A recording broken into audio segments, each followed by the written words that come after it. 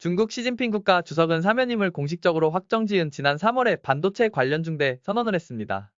중국의 생명이 여기에 달려있다며 반도체 산업 부활을 선언한 것인데요. 이처럼 중국은 기술 자립을 선언하며 반도체 패권 경쟁에서 반드시 승리하겠다는 의지를 보이며 중앙과학기술위원회를 신설해 과학기술 분야를 직접 관할하기 위해 체제를 개편하는 등 적극적으로 움직이기 시작했습니다. 그리고 그들의 계획대로 반도체 자립률이 크게 올라가고 있다며 그 공로의 선두에 선을 시진핑 주석이 크게 치하했다는 이야기를 중국 관영통신을 통하여 널리 알렸습니다.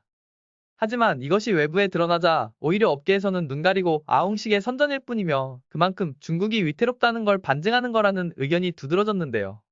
사실 시진핑 주석이 반도체 자립의 모범 사례로 칭찬한 크레인이나 굴착기 같은 건설 방비에 사용되는 반도체를 국산으로 만든 것인데 이런 반도체는 우리가 흔히 생각하는 스마트폰이나 컴퓨터에 사용되는 첨단 반도체에 비해 성숙 공정에 해당됩니다.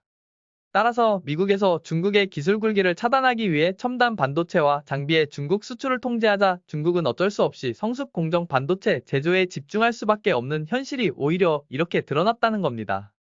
또한 시진핑 주석이 지난 7일 열린 중앙정치국 회의에서 한 발언 역시 중국이 얼마나 어려운 상황인지를 말하고 있습니다. 시 주석은 외국의 손에 죽지 않으려면 기술 자립을 서둘러야 한다라고 격하게 토로했는데요. 여기서 외국은 두말할 것 없이 미국입니다. 시 주석이 공식 석상에서 죽음이라는 극단적 표현까지 써가며 기술 자립을 강조한 것은 미국에서 반도체와 배터리 관련 장비와 제품을 구하기가 갈수록 어려워질 것이라는 절박함의 표시였습니다. 결국 중국의 현재 유일한 희망은 일본이라는 입장의 기사도 나오는데요. 중국 매체 차이신은 일본의 기시다 총리는 아직도 바이든 대통령의 수출 통제 요청을 이행하지 않고 있다면서 이는 대중 수출이 40%인 일본이 중국 시장을 쉽게 포기하지 못하는 거라고 보도했습니다.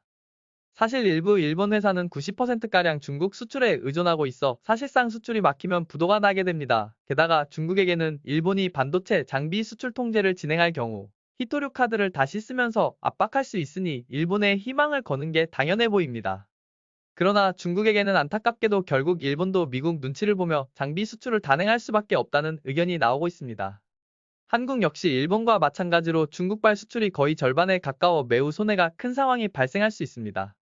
이처럼 앞날이 어두운 중국에게 삼성이 치명타를 날리는데요. 그건 바로 삼성전가가 내놓은 최근 300조 원에 달하는 파운드리 투자 계획이었습니다. 삼성전자 보고서에 따르면 지난 4분기에 메모리는 적자였지만 파운드리에서만큼은 흑자가 났는데요. 그렇다 보니 삼성은 파운드리 1위인 TSMC를 추격하고 미래 먹거리에서 파운드리 사업을 대거 키우기로 결정한 것입니다. 이것은 앞으로 중국 시장에 대한 의존도를 줄이고 투자 또한 대폭 줄인다는 의미도 포함되어 있는데요. 한국의 파운드리 사업을 키워서 이익을 내며 종국에는 탈중국하겠다는 의지를 엿볼 수 있는 부분입니다. 이제껏 중국은 한국에게 미국과 중국 사이에서 줄타기 그만하고 선택 똑바로 하라는 협박을 해왔습니다. 그러나 한국이 자국 내 파운드리 확충에 돈을 쏟자 더 이상 이런 협박도 토하지 않는 상황. 그래서 현재 중국에서는 한국마저 중국에서 서서히 발을 빼게 된다면 중국 반도체는 파멸할 거라는 의견도 속출하고 있습니다. 이러한 삼성전자의 초대형 행보는 중국뿐만이 아니라 미국 바이든 정부에도 큰 영향을 미치고 있는데요. 심지어 미국이 스스로 발등을 찍었다는 이야기까지 나오고 있습니다. 그것은 삼성전자가 그러한 결정을 내릴 수밖에 없었던 배경에는 오히려 미국이 있었기 때문인데요. 미 정부의 실수가 과연 무엇이었는지 한번 알아보겠습니다. 과거 미국은 일본의 반도체를 몰락시키면서 한국과 대만의 생산권을 넘겨줬습니다. 그런데 시간이 흐르고 뚜껑을 열어보자 반도체 산업에서 가장 중요한 건 생산 능력이고 한국과 대만이 이 시장을 양분하면서 미국은 별 재미를 못 보는 상황이 나왔던 겁니다. 그래서 미국은 이번 반도체 지원법을 통해 한국과 대만의 기술을 동시에 흡수할 계획이었습니다. 그런데 너무 자만했던 걸까요? 미국은 여기서 큰 실수를 하게 됩니다. 바로 보조금 부분에서 문제가 터진 겁니다. 미국이 발표한 반도체 보조금 조건에 노동자 관련한 법령이 들어가게 된 건데요. 미 정부가 보조금을 받으려면 어린이집을 회사 안에 집어넣어야 한다는 조항을 넣은 것입니다. 즉 삼성이 아무 상관도 없는 미국 노동자의 보육을 책임지게 된 겁니다. 이 강제 조건으로 인해서 미국은 큰 실수를 한 것이라는 평이 나오고 있는데요.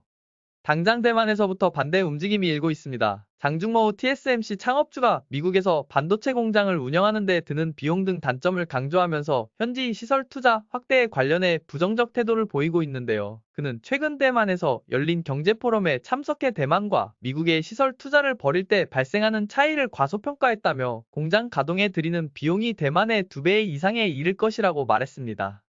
이런 분위기에서 미국이 발표한 노동 관련 조항은 대만의 직격탄이 되고 말았는데요. 대만의 현지 매체들은 일제히 미국에 3-5나노는 수익을 내기 어렵다는 논지에 기사를 쏟아냈습니다. 또한 막대한 초기 비용 투자와 더불어 미국의 높은 인건비와 노동 관련 추가 비용 역시 무시할 수 없는 수준이며 심지어 미국은 노동 관련 리스크가 큰 것을 결코 간과해선 안 된다고 말했습니다. 미국 노동법에 따르면 소송당했을 경우 천문학적 금액을 물어줘야 하기 때문입니다. 미국 노동법에 따르면 소송당했을 경우 천문학적 금액을 물어줘야 하기 때문입니다. 하지만 이런 손해에도 불구하고 대만은 애플이나 퀄컴을 비롯한 다양한 업체의 압박과 중국과의 전쟁 가능성도 존재하며 유사시 미국이 직접 군사적 지원을 약속했기 때문에 울며 겨자 먹기 식으로 미국이 원하는 대로 계속 따를 것으로 예견되고 있습니다. 하지만 대한민국의 삼성전자는 앞서 말씀드린 것처럼 다른 선택을 했습니다. 바로 한국을 메인으로 하는 새로운 반도체 전략을 발표한 것인데요. 삼성이 TSMC를 따라잡는 주요 파운드리를 한국에서 하겠다는 얘기입니다. 이는 삼성 자체적인 계산에 따라 미국 대신 한국을 택한 것이라고도 보인다고 합니다.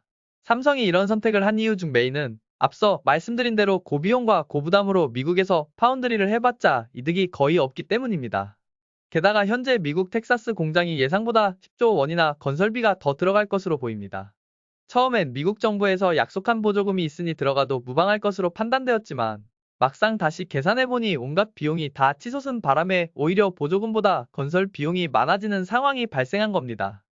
또한 문제가 된 노동법 관련 조항 외에도 영업기밀로 분류될 수 있는 정보를 제공하고 초과 이익 75%를 공유해야 하는 조항 등은 반도체 업계에선 삼성이나 TSMC는 물론 인텔이나 마이크론 같은 미국 기업들도 받아들이기 힘든 내용이란 평가가 우세할 정도입니다.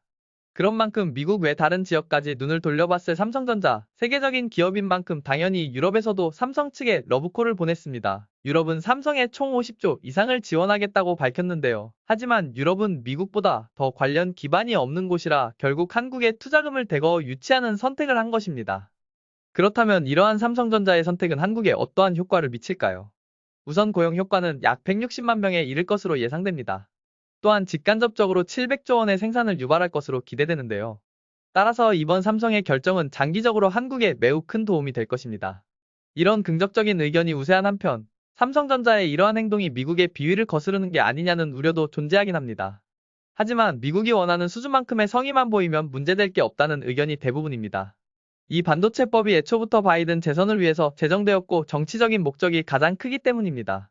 이와 같이 미국의 지나친 압박으로 인해서 내린 삼성전자의 결단이 미국에 이어 중국까지 도리어 압박하게 되었으며 이로써 한국의 반도체가 독자적으로 크게 성장할 가능성이 열리게 되었습니다. 앞으로도 좋은 결과 있기 기대합니다.